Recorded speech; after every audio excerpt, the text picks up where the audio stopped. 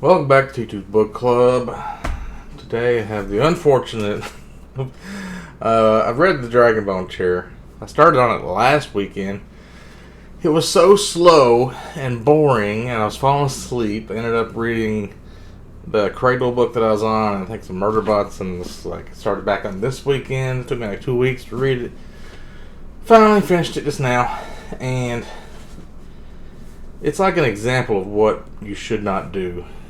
I'm learning things about writing. This is an example of what not to do.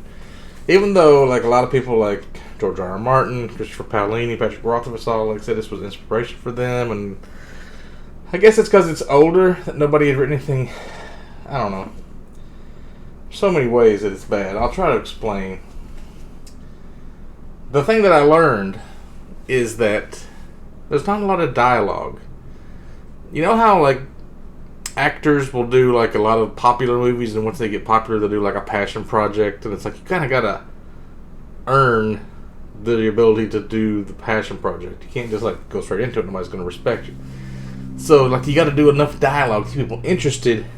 Then you can have like a page or something of like a paragraph explaining the world or the people's feelings or their inner monologues and thoughts and bullshit like that. This is just like pages and pages of like nobody talking and just people just standing around like thinking and looking at the weather and the lands. And at the beginning there's a whole description of like the inner bailey and the outer bailey and the middle bailey of this castle this guy's living in and the Green Angel Tower, and like there's a map right before you started the chapter. I've already seen it. I know what a castle is. It's like I don't need to know all this crap. It's like he spent so much time describing like the leaves and the trees and the grasses and the sky and the weather. It's like the times that it just people standing around this guy. It just changes a lot of POVs all of a sudden, dude. Like random characters that you haven't been introduced to, and like they're not even really integral to the story in this book. Maybe they are in the other two books, but it's like, why are we going to this guy I've never heard of? And he's just like, never again will I blah blah blah this and do this and that, and never again will I blah blah blah this and do that up in this mountain that I live in. Like, who the fuck even are you? I don't know who you are. Like, why should I care? What? Who the fuck is this guy? And it's just like pages and pages of that. And then there's also, you get bored because the main character falls asleep constantly and has weird prophetic dreams. So it's like even less dialogue because he's just seeing random glimpses of shit that maybe comes up later, and who knows, maybe it's just random dreams. And also, the main character sucks. The protagonist is this guy named Simon, and he's like a castle scullion boy who like washes dishes and sweeps and shit.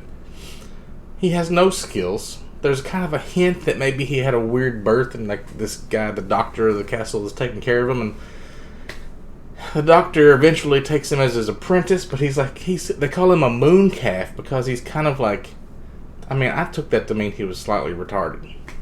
I imagined him as the what's that, Tropic Thunder, the guy who he went to full retard, the Ben Stiller character. That's how I imagine this character. Either that or the guy from The Stand who always says the moon, whatever, all the time. It's just like, he's dumb. He's not got any skills. Throughout the whole book, he goes on this whole adventure, this whole journey, and it's like, well, is he ever going to get good? He starts training with a sword and bow a little bit, but nah. He's still like a scared little boy the whole way, and he finally like starts to get like a little bit of a beard, and he notices he's growing and changing. And then it kind of gets to the end where he has to pick up a sword, and he's like the only one that can pick it up, and then he like fights a dragon in his dreams or something, and then like gets a shock of white hair, and he's still like a sad little scared boy at the end. Like he doesn't like have any redemption or any kind of like protagonist stuff where he gets powers or anything. He even like talks about he wants to learn magic from his doctor that's apprenticing him, because he's like one of these 7 people in this league of scholars or whatever, and they're like, they know some magic or something, but they don't teach him it. Nobody ever uses magic. So it's like, is there even magic in this world? I don't know. Kinda. These weird swords are like, so you got these 3 different swords, Memory, Sorrow, and Thorn. That's what the trilogy's named. I didn't realize it was named after these swords. And I think this one, I think, is not made out of metal. It's like a nature sword. That's the one he can pick up. It's like super heavy for everybody else or something.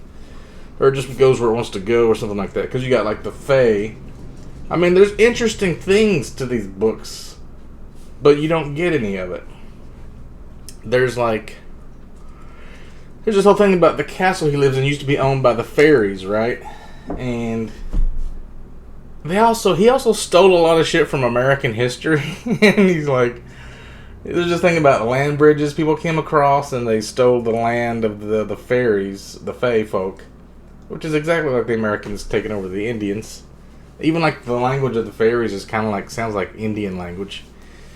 And then you got, what was I talking about? Fairies in India. Yeah, like a lot of the months and the weeks are named after like similar to what ours is, like Decander instead of December, and Maya instead of May, and Avril instead of April, and it's like Odin's Day instead of Wednesday, which is like named after a god that's like Odin but not really, and it's like you get people that are kind of like Vikings but not really. And the names of shit is so bad. Some of it is real, like there's this, even the composition of the party. You know, you'd have like an adventuring party. It's like, oh, you're gonna have like a warrior and like a mage and a rogue. It's this little boy, and there's a troll.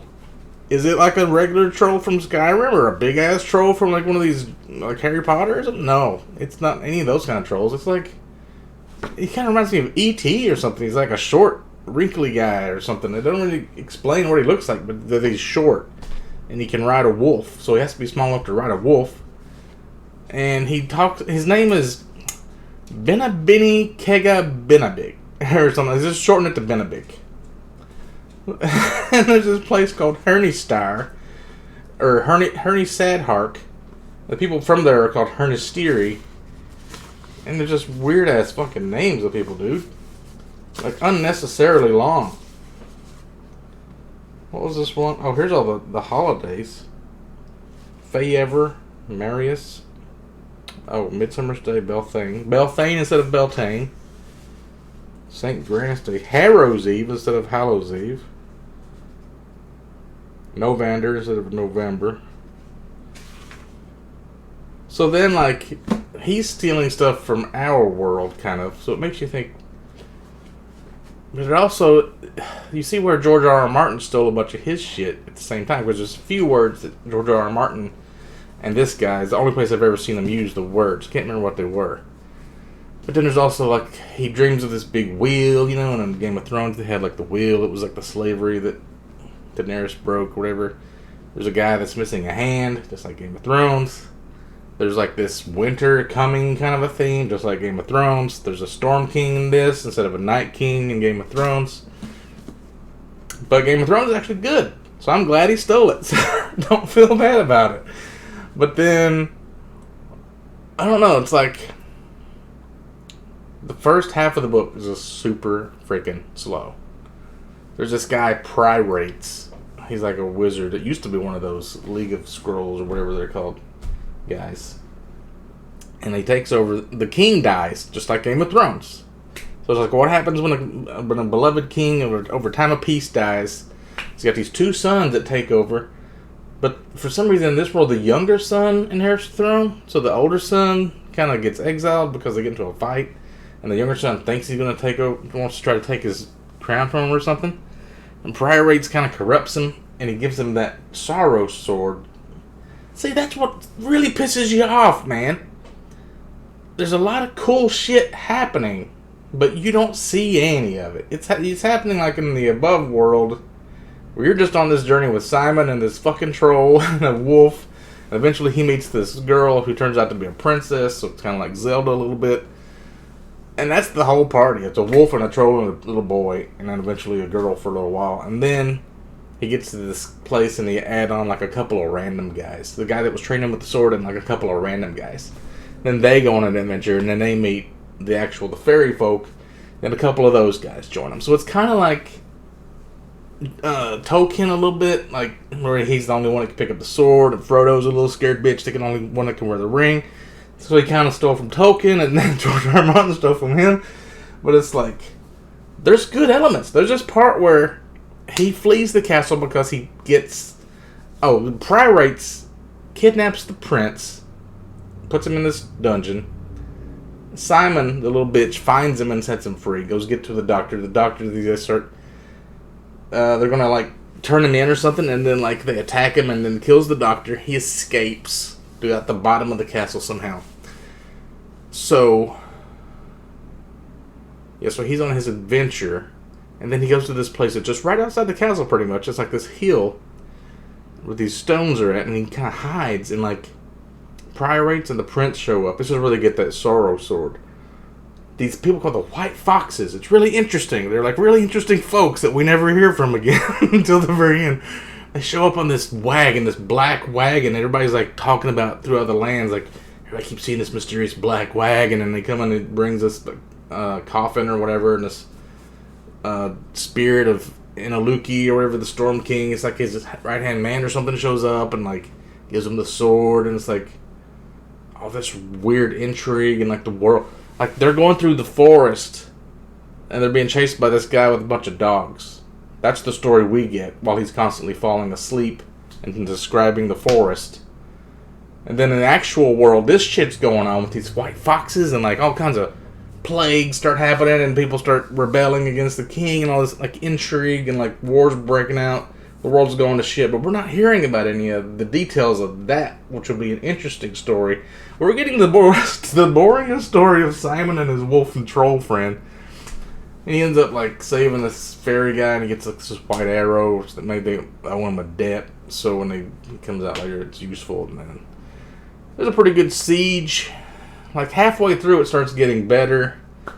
You know, the prince starts attacking the king starts attacking the prince or whatever, and then like, then they summon like, oh, it's just exactly like Game of Thrones. Well, all the people from the north, the Storm King, Inaluki, he's supposed to be like the real threat. It's just the king has been corrupted, and it's like he's not really the major enemy. You gotta worry about these other dudes. He starts coming down with all these big ass trolls, and like these snow fox guys, and these things that just come out of the ground like hands, and they dig, and they just like take you over and stuff. It's pretty much can't do shit against them.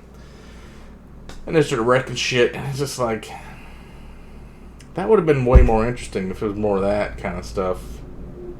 But it all seems like really hopeless. Like these things seem way too strong. Like we don't have any.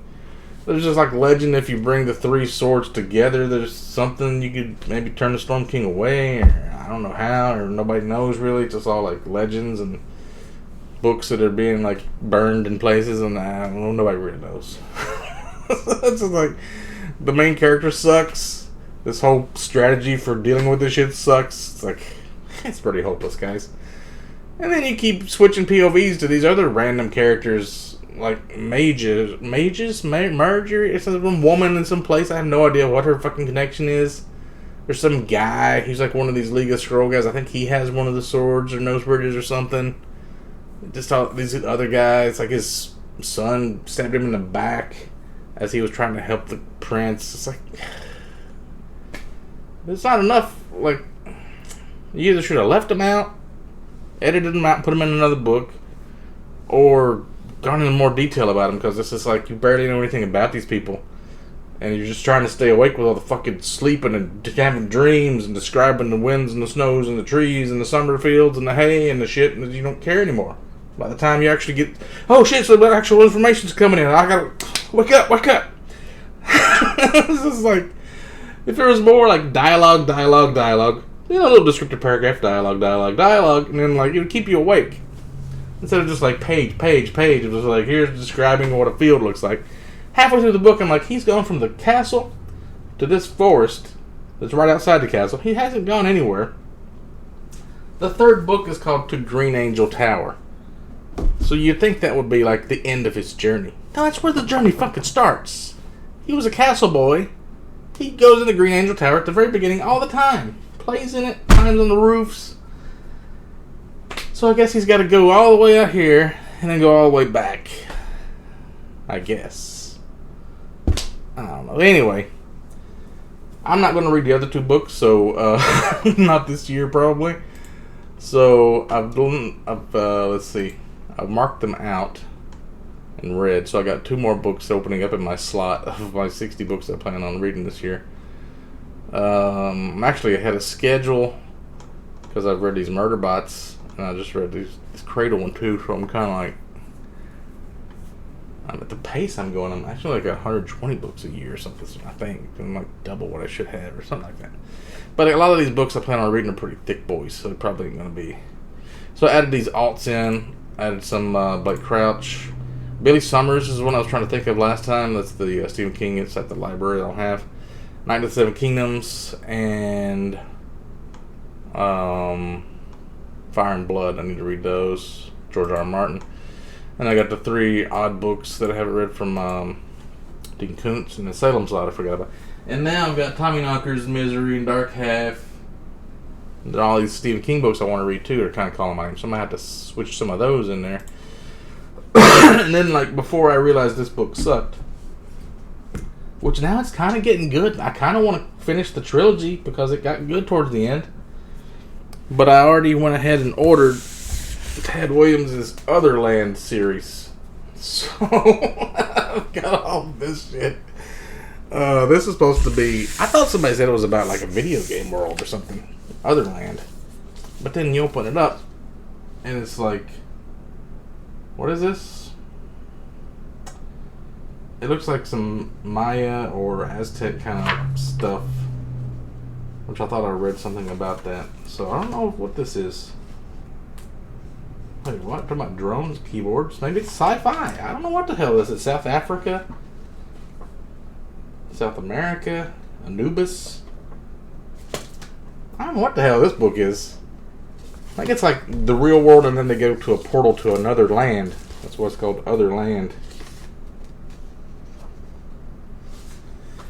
Maybe it's good. Everybody says this is actually good. The other ones are not. Or this, I don't know. I'm probably not going to read these this year either. They're thick as fuck, but they look cool. But anyway. Dragonbone chair. I would not recommend it unless you've read everything else. This is just a... This book doesn't look that big. But then the third book is twice as big. If it's as boring as the first book, it would take me 4 weeks to read this. I don't want to get into like a situation like that. I read it so you don't have to. I gave it 2 out of 5 stars. Even though it actually turned out kind of good in the end. Kind of. I mean, not really. I mean, stuff happened. It was...